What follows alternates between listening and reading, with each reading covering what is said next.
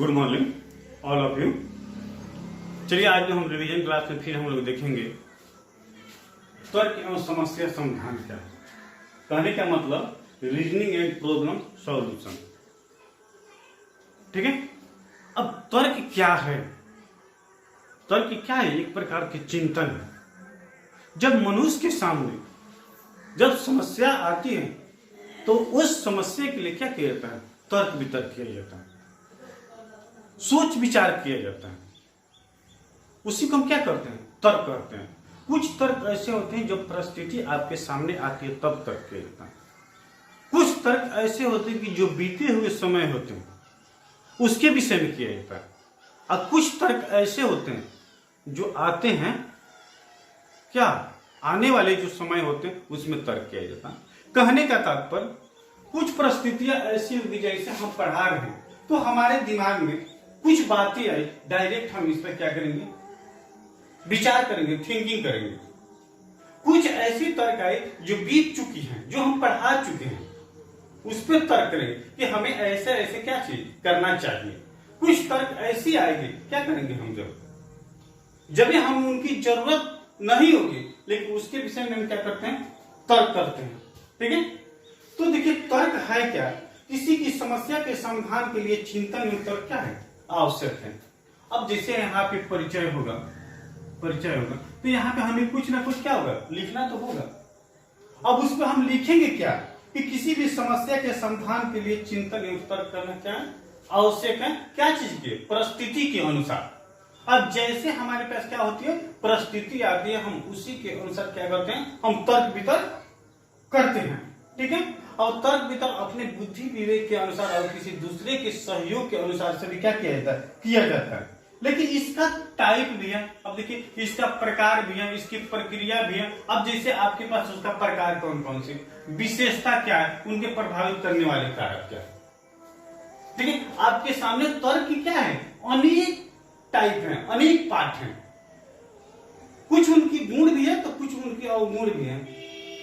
कुछ अपने और क्या मोटिवेट करती है, कुछ अपने और क्या मोटिवेट नहीं करता, प्रेरित नहीं करती है। ठीक है। तो सबसे पहले हम देखते हैं कि प्रकार उसका देख लीजिए। प्रकार क्या है? आगमन तर्क का नाम आप लोग सुने होंगे, निगमन तर्क का नाम सुनेंगे, मूल्यांकन का नाम आप लोग सुने होंगे। ठीक है। इस पे हम क्या करते हैं? पहले चर्चा करते हैं ये आगमन होता क्या है। अब जैसे फर्स्ट में हम लिख दिए आगमन तर्क। ठीक है। अब आगमन तर्क किसे कहते हैं? अब आगमन तर्क में क्या होता है? अब 2 नंबर पर हम देख रहे हैं निगमन तर्क। 3 नंबर में हम देख रहे हैं क्या? मूल्यांकन तर्क। 4 नंबर में हम क्या देखते हैं? सादृश्यात्मक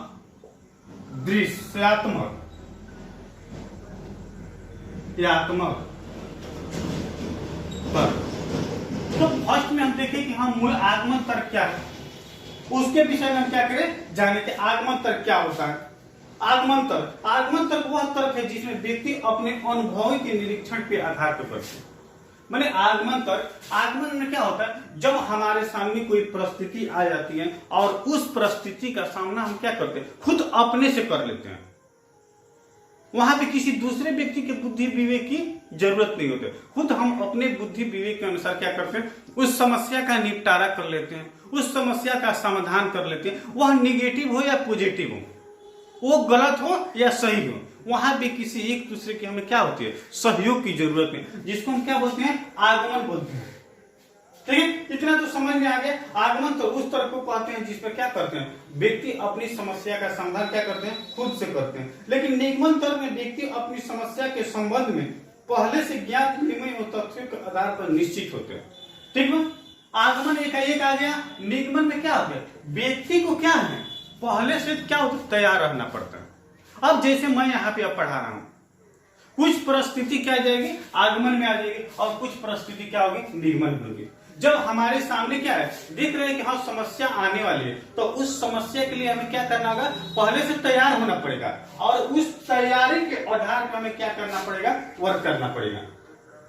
उनकी विशेषता क्या है, वो निगमन में आ गए कि जब पहले से तैयारी होकर अगर हम कुछ कर रहे हैं तो उसको क्या बोलेंगे, निगमन बोलेंगे। एकाएक आया उसको आगमन बोलेंगे। और मूल्यांकन, ये दोनों चीज हो जाने के बाद क्लास में अगर टीचर क्या है पढ़ा रहा है, समझा रहा है, और पढ़ाने समझाने के बाद क्या करता है, उनका ऑब्जर्व करता है, इवैल्यूएशन करता है, उसको हम क्या बोलते हैं, मूल्यांकन करते हैं। और हमेशा मूल्यांकन क्या होना चाहिए, पॉजिटिव होना, सकारात्मक होना चाहिए। उसमें किसी प्रकार की क्या होना चाहिए, भेदभाव नहीं होना चाहिए। उसमें मेरिट और डिमेरिट क्या होती है, दोनों छुपी रहती हैं। इस प्रकार की समस्या से घटना के समाधान के लिए संभावित क्या होते हैं, गुण और अवगुण दोनों छुपे रहते हैं।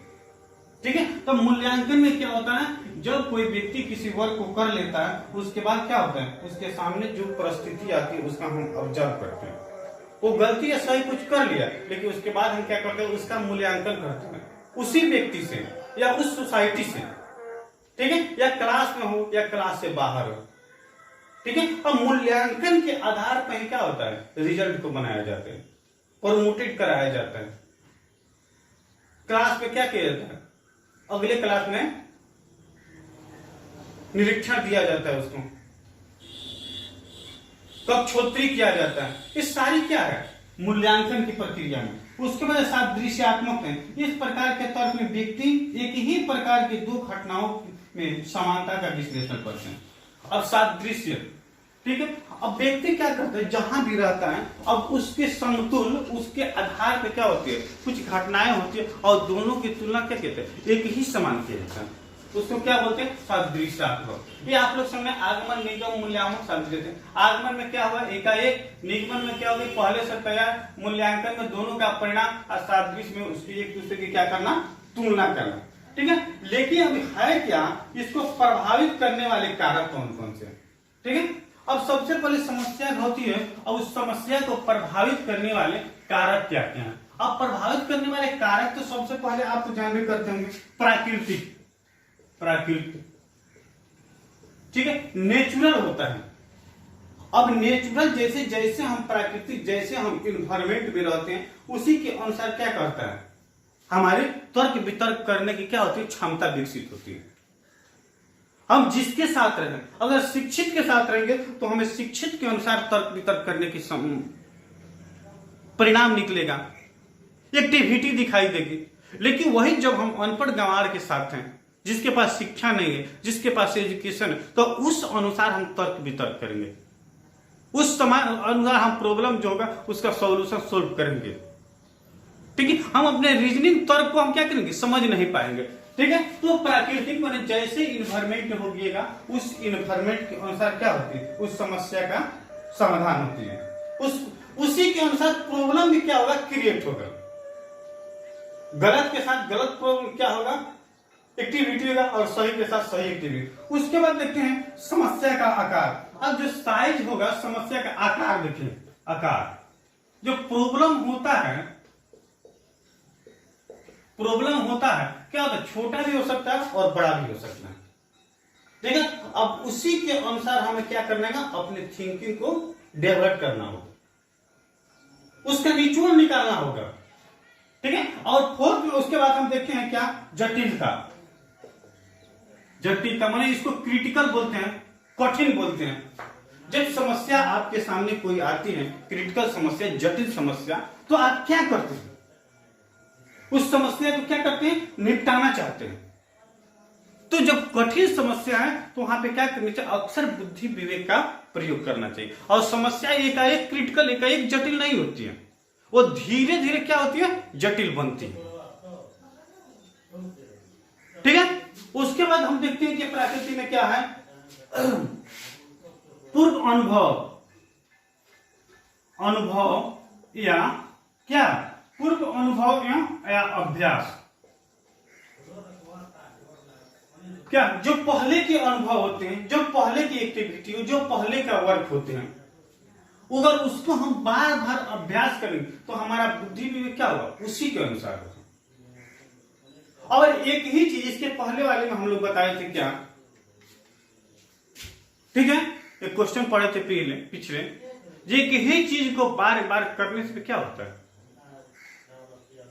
हमेशा के लिए क्या होता है, हमारी मेमोरी में, यादगार में भर जाता है। तो उसी के अनुसार ये पूर्व अनुभव या अभ्यास, जब जिस चीज को हम अभ्यास करते हैं, जिस चीज को हम क्या करते हैं, वर्क करते हैं, वो क्या होता है, हमारे लिए आसान हो जाता है। और वो अभी हमें क्या करती है, प्रभावित करती है। जब हम गलत की ओर जा रहे हैं तो गलत की तरफ ही हमें खींच कर ले जाएगी, लेकिन जब वहीं हम सही की तरफ जा रहे हैं तो हम उसका परिणाम सही दिखाई देगा। ठीक है, उसके बाद आपका नेक्स्ट पॉइंट क्या है, अभिप्रेरणा, मोटिवेशन। जब अभिप्रेरणा क्या होता है, जैसे व्यक्ति, जैसे माहौल, जैसे सोसाइटी हमको क्या करती है, अपनी तरफ मोटिवेट करते हैं, उसी के अनुसार हमारा बुद्धि विवेक भी क्या करता है, उसी के अनुसार हो जाता है। चिंतन या दबाव, किसी चीज के लिए जब हम ठान लेते हैं, किसी वर्क को हम करने के लिए तैयार रहते हैं, तो वर्क क्या होता है, धीरे धीरे हमारे लिए आसान बन जाता है, उसको हम क्या करते हैं, आसानी से कर भी लेते हैं।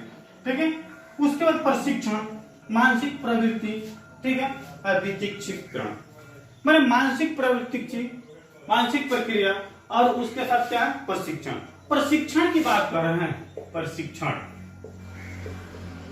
और क्या, मानसिक प्रक्रिया, प्रशिक्षण। जब कोई व्यक्ति किसी चीज को क्या करता है, जानकारी लेता है, जानकारी प्राप्त करता है, तो इसमें उसका क्या होता है, खर्च भी लगता है, और उस खर्च की वजह से क्या करता है, वो प्रशिक्षण करता है, वो जानकारियां पर, और यह जो ज्ञान इसमें होगा क्या होगा, ठोस ज्ञान होगा, और अपनी राह जो होगी, अपनी राह से अलग नहीं जाएगी, और जो भी जानकारी दी जाएगी जिस क्षेत्र में है, उसी क्षेत्र में शिक्षित, शिक्षण कार्य, डॉक्टर कार्य, इंजीनियर कार्य, या ईटीसी, तो उसमें क्या होती है, इसको परिपक्वता आती है, और उस कार्य में क्या होगा, एक परिपक्व व्यक्ति का रूप धारण कर लेगा।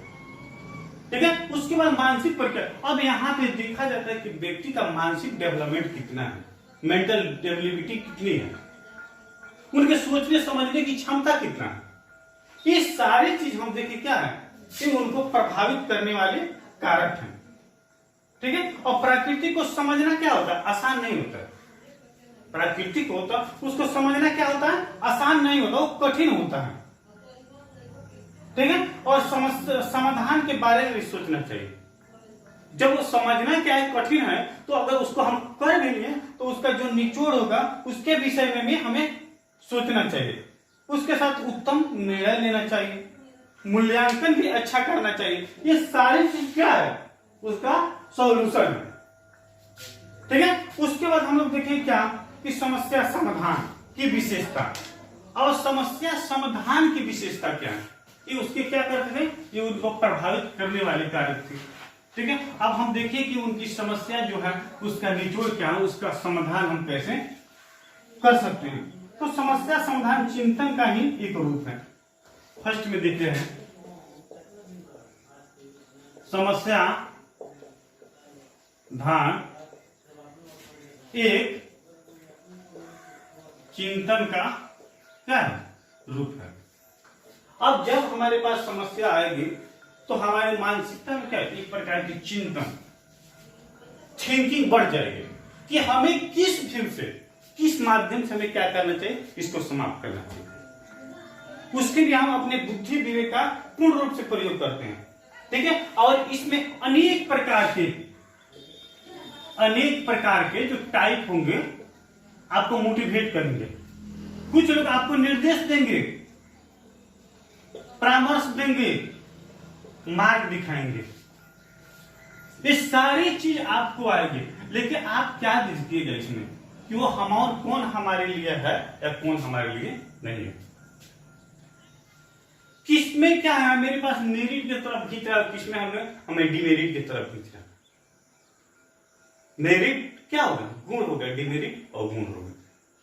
तो यहाँ पे अक्सर बुद्धि विवेक की क्या होती है, जरूरत है। जबकि व्यक्ति किसी समस्या की पहली बार समाधान करता है तो वह क्या हो, अधिक खर्च होता है, लेकिन उसी समस्या का अगली बार समाधान करने में क्या होता है, वक्त भी कम लगता है। जब आपके सामने जब कोई समस्या आती है पहली बार, तो उसको क्या करता है, समाधान करना क्या होता है, कठिन होता है, कठिन होता है, और बट खर्च भी लगता है। लेकिन वही समस्या को हम फिर बाद में क्या करते हैं, रिपीट करते हैं। तो जब हम बाद में उसको रिपीट करते हैं तो वो हमारे लिए क्या होती है, आसान बन जाती है, और उसमें खर्च भी नहीं लगता और समय भी नहीं लगता, इसलिए कि उस समस्या को क्या किए हैं, हम समझ लिए। अब जैसे एग्जाम की बात है, अगर एक ही चीज, एक ही पेपर का हम बार बार एग्जाम देते हैं, तो जो पहली बार हम एग्जाम देते हैं उसकी तुलना में जो हमारी दूसरी बार एग्जाम देते हैं क्या होता है, वो आसान होती है कि नहीं, सरल होती है कि नहीं, वो बिल्कुल क्रिटिकल नहीं होगी। इसलिए कि हम पहली बार एग्जाम देते हैं किसी भी चीज का, तो हमें क्या अंदर से इतना डर होता है, इतना भय होता है कि वहां पे जाएंगे तो कैसे एग्जाम होगी, क्या होगी क्या नहीं होगी, कैसे बैठने की व्यवस्था है, वहां का अंडरस्टैंडिंग कैसा, अनुशासन कैसा है। लेकिन जब हम उसी स्थान पर एक पेपर का एग्जाम देते हैं तो हम क्या करते हैं, वहां के जो मोमेंट होते हैं, जो महावर होते हैं, उसको हम क्या करते हैं, आसानी से समझ लेते हैं। ठीक है, समस्या समाधान में व्यक्तिगत विभिन्नता भी पाई जाती है, अर्थात एक ही समस्या को अलग अलग रूपों और तरीकों से समाधान किया जाता है। ठीक है, अब व्यक्तिगत विभिन्नता की बात है, इंडिविजुअल डिफरेंस, व्यक्तिगत विभिन्नता। आप यहां जानते हैं कि इंडिविजुअल डिफरेंस, इंडिविजुअल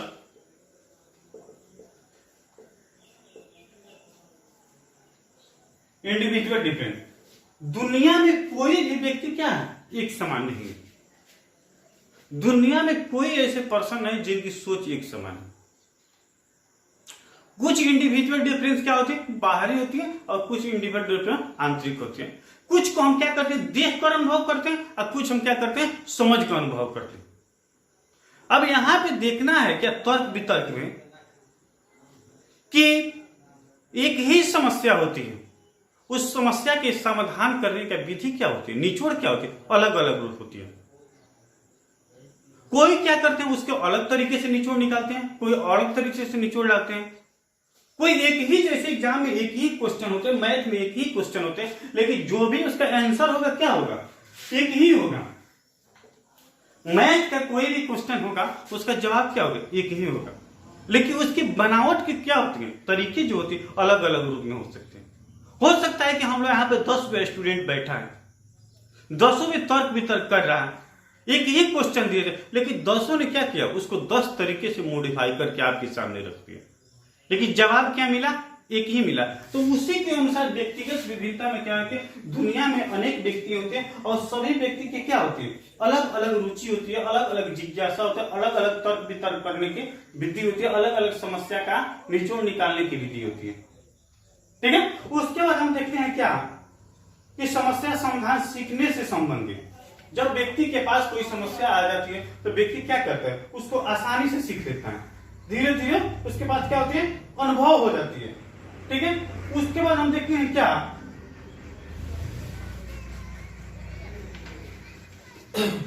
उसके बाद हम देखते हैं क्या कि तर्क, कार्य जो होता है, कार्य करने का तौर तरीका।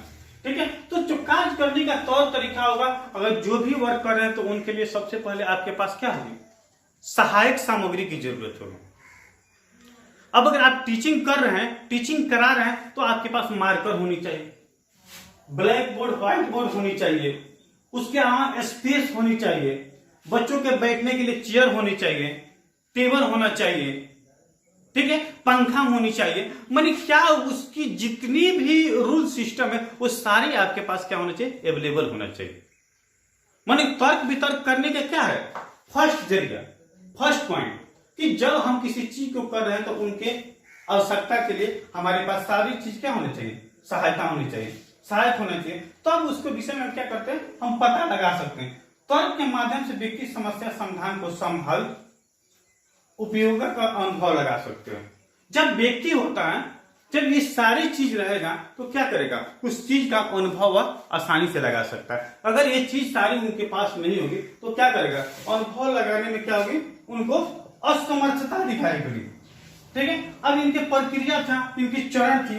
ठीक है, अब इनकी चरण में देखेंगे कि हम उनकी कैसी कैसी मैंने क्या है बातें आपको देखने को, सुनने को मिलती है। ठीक है। अब तर्क प्रक्रिया की चरण, अब देखिए यहां पे लिख रहे हैं प्रक्रिया की चरण।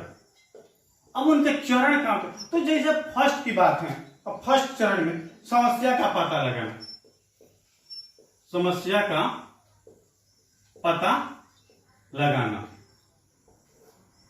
फर्स्ट में क्या है, समस्या का पता लगाना। और समस्या का पता, जो आपके पास क्या है, जो प्रॉब्लम है, उस प्रॉब्लम को सबसे पहले क्या करना, उसको क्रिएट करना, जानकारी प्राप्त करना। उसके बाद क्या करना, उसका निचोड़ निकालना। उसके बाद क्या है, आंकड़ों को एकत्रित करना, आंकड़ा को जमा करना या इकट्ठा करना। ठीक है। अब जो क्या है, उस समस्या के विषय में हर चीज को क्या करना, इकट्ठित करना, जानकारी लेना, उसके बाद उसका निचोड़ निकालना। अगर मानते हैं कि अगर टीचिंग करने चले, आपके पास मार्कर नहीं है, बुक है, आप पढ़ाइएगा क्या, बच्चा पढ़ेगा क्या? तो इसके लिए हमें क्या करना चाहिए, इस सारी चीज को इकट्ठा करना चाहिए। उसके बाद क्या है, अनुमान पर पहुंचना। अनुमान, अगर कहीं समस्या का विषय में सुना जा रहा था, तो वहां हमें क्या करना चाहिए, पहुंचना चाहिए। संभावित तथ्यों आंकड़ों के एकत्रित करने के बाद व्यक्ति किसी अनुमान पर पहुंचता है। आंकड़ों के आधार पर व्यक्ति का अनुमान लगाना और इस समस्या का अमूल तरीका करना। ठीक है। उसके बाद क्या होता है, अनुशासन। अब जब तर्क वितर्क हम करते हैं, तो हमें क्या पास, हमारे पास क्या होना चाहिए, अंडरस्टैंडिंग पूरा होना चाहिए, अनुशासन होना चाहिए। ये अब जैसे हम मानते हैं कि कहीं पे गए, अगर किसी के पास हम क्या करें, पर पंचायती में गए, ठीक है, तो वहां पे हम करेंगे क्या, दोनों पक्ष जो होंगे, दोनों पक्ष की बात सुनेंगे। दोनों पक्ष की जो आंकड़ा होगा, उसको हम क्या करेंगे, इकट्ठा करेंगे, जोड़ेंगे, और उसके बाद हम क्या करेंगे, उसके पक्ष और विपक्ष में बोलेंगे। ठीक है। तो ये क्या थी, ये तर्क को प्रभावित करने वाले कारक थे, इनकी समस्या का ये समाधान था। ठीक है। अब और समस्या क्या होती है, एक नहीं होती है। जब व्यक्ति क्या होता है, उनके पास अनेक समस्याएं होती है, और उस समस्या के लिए क्या करता है, वो तर्क होता है, किसी भी समस्या के समाधान करने के लिए। ठीक है। तर्क क्या है, तर्क से आप क्या समझते हैं? ठीक है। तो किसी भी समस्या को समाधान करने के लिए व्यक्ति क्या करता है, एक मंजिल, एक रास्ता, एक राह के चुनाव करता है। ठीक है। और उस पर वो तर्क वितर्क करना प्रारंभ करता है, जिसे को हम क्या करते हैं, रीजनिंग करते हैं, प्रॉब्लम करते हैं। ठीक है। तो तर्क समझ लेंगे कि किसी भी समस्या के समाधान के लिए चिंतन एवं तर्क क्या होती है, आवश्यक होती है। तर्क क्या है, किसी भी समस्या के समाधान के लिए चिंतन एवं तर्क क्या होती है, बहुत अनिवार्य, बहुत आवश्यक होती है। उसके प्रभावित करने वाले कारक क्या है, इन्वायरमेंट तो पूरा होगा, एजुकेशन तो पूरा होगा, आप जैसे माहौल में रहिएगा उसी के अनुसार क्या होगी, समस्या का समाधान निकलेगा। ठीक है। तो इस पर सब क्या कीजिए, आप थोड़ा ध्यान दीजिए। आज के पॉइंट हम लोग यहीं पे क्या किए, इसको रिवीजन किए। ठीक है। मैं MD Ashraf Gaddi, Chanakya college of education, Bettiah. ठीक है। अगर इसमें किसी को कोई प्रॉब्लम है तो क्या कमेंट कर सकता है, पूछ सकता है। और इस वीडियो को अपने दोस्तों के साथ शेयर कीजिए, सब्सक्राइब कीजिए, लाइक कीजिए, कमेंट कीजिए, ताकि आपकी सिलेबस को क्या क्या हम लोग देखते हुए इसको क्या रिवीजन करा रहे हैं, पूरा करा रहे हैं। एकाएक एग्जाम का डेट आ जा रहा है, डीएलएड के एग्जाम की डेट आई थी, फिर कैंसिल हो। ठीक है। तो मैं आज की क्लास को यहीं पे एंड करता हूं। इसके लिए आप सभी को मेरी तरफ से बहुत बहुत धन्यवाद। थैंक्स।